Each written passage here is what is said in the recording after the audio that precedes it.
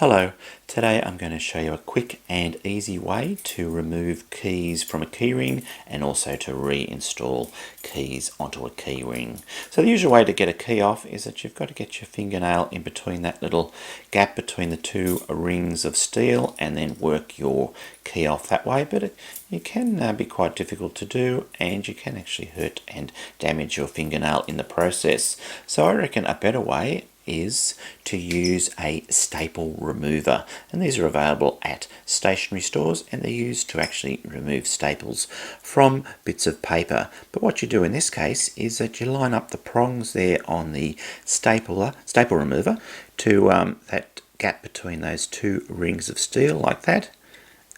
Push it down and that quickly and easily opens up the gap between those two rings. And then you just slide your key up like that, remove the staple remover and then wind the key around that you want to remove, and there we go, the key is quickly and easily off without any pain or extra effort. And then obviously to put the key back on, then it's just the reverse of that procedure. All you need to do is get the staple remover, push it into that gap, open up the ring on your keyring again and get your key, pop it onto that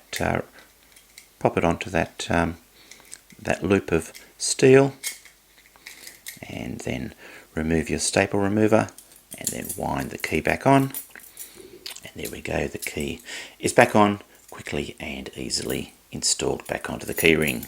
Okay, there we go, that's a simple way to install keys and remove keys from a keyring using a staple remover. Okay, well I hope you've enjoyed this video. Thanks for watching and goodbye for now.